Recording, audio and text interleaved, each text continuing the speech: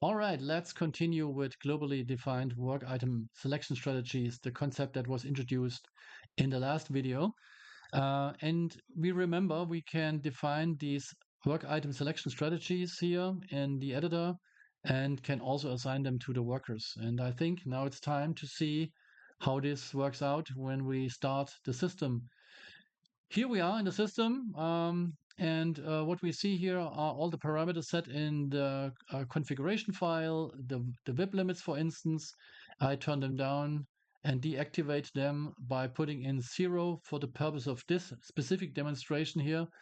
We see the input parameters as defined in the configuration, and we see the default values here as we have left them open in the configuration file. We also see Rusty, Sally, Wiki, and the strategies that we defined, namely Clever, Random, and Magic, and their assignments to Rusty, Sally, and Wiki.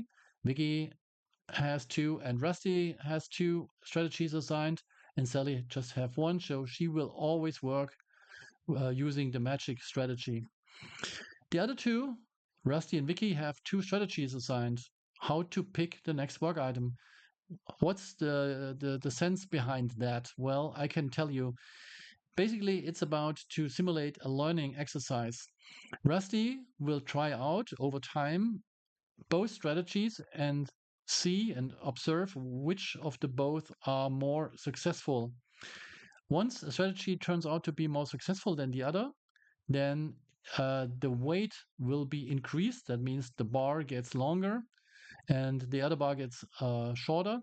And the likelihood that this strategy is picked randomly by the next cycle or the next interval is increased.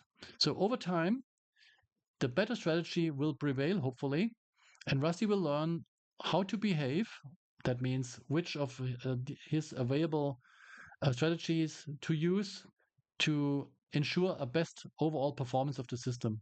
Now, the success that is going to be maximized is here typically ROCE, return on capital engaged. That's the overall system metric that at best shows the overall system performance. But there's also another one available, IVC, individual value contribution. And this is defined a little bit different. And you will find a detailed description of how that works in the written documentation. Okay, now I think it's about time to let the system run and see how Rusty and Vicky learn which of those 2 strategies each are performing better for them. So let's go for a run of 100 and see how these bars start moving. Okay, every 20 time units, Rusty and Vicky evaluate the performance of the overall system and see whether the strategy was successful or added to the overall system success, and then changed the bar length here.